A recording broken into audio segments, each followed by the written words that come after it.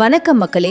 கடந்த வாரம் நம்ம தமிழ்நாடு சட்டசபையில சாதாரண விவாதங்கள் மட்டும் நடக்கல, அதையும் தாண்டி தியேட்டர்ல வர மாஸ் சினிமா ட்விஸ்டுகளும் சென்டிமெண்ட் காட்சிகளும் அனல் பறக்கும் விவாதங்களும் அரங்கேறி இருக்கு. சோசியல் மீடியாவே இதை பத்தி தான் பேசிட்டு இருக்கு. அப்படி என்னதான் நடந்துச்சு? முக்கியமான நிகழ்வுகளை ஒன் பை ஒன் சுவாரஸ்யமா பார்க்கலாம். 2026 சட்டமன்ற தேர்தலோட ரிசல்ட் வந்து புதிய சட்டமன்றத்தோட முதல் கூட்டத்தொடர் கடந்த வாரம் கூடுச்சு. தேர்தல்ல ஜெயிச்ச எல்லா புதிய எம்எல்ஏக்களும் அன்னைக்கு தான் ஒன்னா பதவி ஏத்துக்கிட்டாங்க. அதுல எல்லாரோட பார்வையும் பெரம்பூர் தொகுதியில ஜெயிச்சு முதல் முறையாக எம்எல்ஏவாகவும் தமிழ்நாட்டின் முதலமைச்சராகவும் சட்டமன்றத்துக்குள் காலடி எடுத்து வச்ச தமிழக வெற்றி கழக தலைவர் விஜய் மேலதான் இருந்துச்சு. சட்டமன்ற பேரவையின் உறுப்பினராக தேர்ந்தெடுக்கப்பட்ட சி. ஜோசப் விஜய் எனும் நான் சட்ட முறைப்படி நிறுவப்பெற்றுள்ள இந்திய அரசமைப்பு சட்டத்தில் உண்மையான நம்பிக்கையும் பற்றுறுதியும் கொண்டிருப்பேன் என்றும் உளமாற உறுதி கூறுகிறேன்.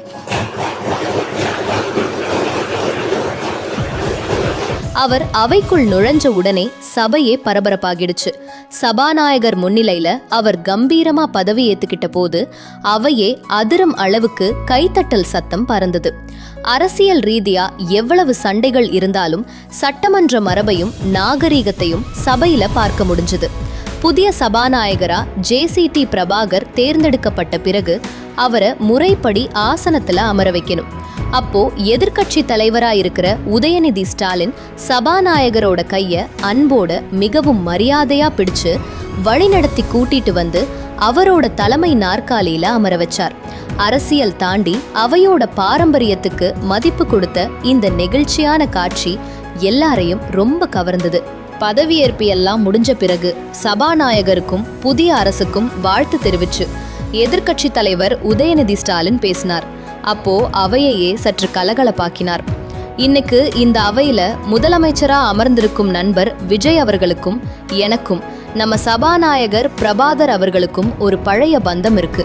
நாங்க 3 பேருமே லயோலா கல்லூரியில் தான் படிச்சோம். மாண்புமிகு முதலமைச்சர் அவர்களும் இன்னைக்கு எதிர்க்கட்சி தலைவராக இருக்கிற நானும் ஒரே காலேஜ்ல படிச்ச ஓல்டு ஸ்டூடெண்ட்ஸ். ஒரே காலேஜ்ல நாம படிச்சிருந்தாலும் அரசாங்கத்தை நடத்துறதுல திமுக தான் சீனியர் பேட்ச். கல்லூரியில சீனியர் ஜூனியரா இருந்த நாங்க இன்னைக்கு இந்த மாண்புமிகு அவையில மக்கள் பிரதிநிதிகளா ஒன்னா அமர்ந்திருக்கிறது சந்தோஷமா இருக்கு அப்படின்னு பேசினார். கூடவே ஆட்சியை நடத்துறதுல TMK தான் சீனியர் பேட்ச், அதை நாங்க உங்களுக்கு கத்து கொடுப்போம்னு கொஞ்சம் நக்கலாவும் பேச அதை கேட்டு விஜய் உட்பட சபையில இருந்த எல்லாரும் சிரிச்சிட்டாங்க. அடுத்ததா இந்த வாரத்தோட மிகப்பெரிய அரசியல் சஸ்பென்ஸ் அரங்கேறுச்சு. புதிய அரசு தங்களோட பெரும்பான்மையை நிரூபிக்க வேண்டிய கட்டாயம் இருந்தது. அதனால சட்டமன்றத்துல நம்பிக்கை வாக்கெடுப்பு நடந்துச்சு. சட்டமன்ற விதிகளின்படி உறுப்பினர்களோட ஆதார் கார்டு உள்ளிட்ட முறையான அடையாள ஆவணங்களை சரிபார்த்துதான் இந்த வாக்குப்பதிவு நடத்தப்பட்டது. இந்த வாக்கெடுப்புல யாரும் எதிர்பார்க்காத மாபெரும் ட்விஸ்ட் நடந்துச்சு. விஜயோட தவக அரசுக்கு ஆதரவா 144 எம்எல்ஏக்கள் வாக்களிச்சாங்க. பெரும்பான்மைக்கு தேவையான பலத்தோட சட்டமன்றத்திலேயே விஜய் தன்னோட அரசியல் பலத்தை நிரூபிச்சு காட்டினது அங்கிருந்த பலருக்கு பெரிய ஆச்சரியத்தை கொடுத்துச்சு. தீர்மானத்தின் மீது அனைத்து கட்சிகளை சார்ந்த மாண்புமிகு உறுப்பினர்கள் தங்களது கருத்துக்களை தெரிவித்து தீர்மானத்தை ஆதரித்தும் எதிர்த்தும் உரையாற்றியுள்ளனர். உரையாற்றிய உறுப்பினர்கள் அனைவருக்கும் என்னுடைய நன்றியை முதற்கண் தெரிவித்துக் கொள்கிறேன். முதலமைச்சராக பதவியேற்ற பிறகு விஜய் செஞ்ச ஒரு விஷயம் இப்போ சோசியல் மீடியால செம்ம வைரல். அவர் நேரா கிளம்பி போய் தமிழ்நாட்டோட முக்கிய அரசியல் தலைவர்களான MK ஸ்டாலின், வைகோ, அன்புமணி ராமதாஸ், சீமான் ஆகியோரை அவங்க வீட்டுக்கே போய் நேர்ல சந்திச்சு வாழ்த்து பெற்றார். அடுத்து விவாத மேடைன்னு வந்துட்டா சும்மா விட முடியுமா? நம்பிக்கை வாக்கெடுப்பு நடந்தப்போ விஜய் அரசு மீது கடுமையான விமர்சன கணைகளை தொடுத்தார் உதயநிதி.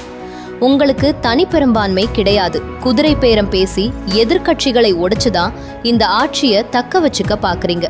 உங்க தொடக்கமே இப்படி இருந்தா முடிவு எப்படி இருக்கும்? சினிமால வசனம் பேசுறது வேற, நிஜ அரசியல்ல மக்களை வழி நடத்துறது வேற. வெறும் கவர்ச்சிகரமான அறிவிப்புகளால மட்டும் மாநிலத்தை ஆண்டுட முடியாது அப்படின்னு அடுக்கடுக்கான கேள்விகளை முன்வைச்சு விஜயோட அரசியல் நகர்வுகளை கடுமையாக சாடினார் உதயநிதி.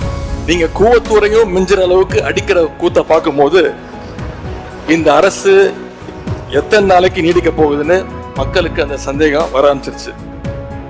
முதல் கோணலே முற்றிலும் கோணல்ன்ற மாதிரி உங்க நடவடிக்கை எல்லாமே இன்னைக்கு நடந்துகிட்டு இருக்கு. அதுக்கப்புறம் TMKMLAக்கள் அவையில இருந்து வெளிநடப்பும் செஞ்சாங்க. சரி மக்களே, இந்த தலைவர்களோட மோதல் மற்றும் சந்திப்புகள் பத்தி நீங்க என்ன நினைக்கிறீங்க? உங்களோட கருத்துக்களை கீழே கமெண்ட்ல சொல்லுங்க. இந்த வீடியோ பிடிச்சிருந்தா லைக் பண்ணுங்க, ஷேர் பண்ணுங்க. மறக்காம நம்ம மாயவழி சேனலை சப்ஸ்கிரைப் பண்ணுங்க. அடுத்த வீடியோவில் சந்திப்போம். நன்றி.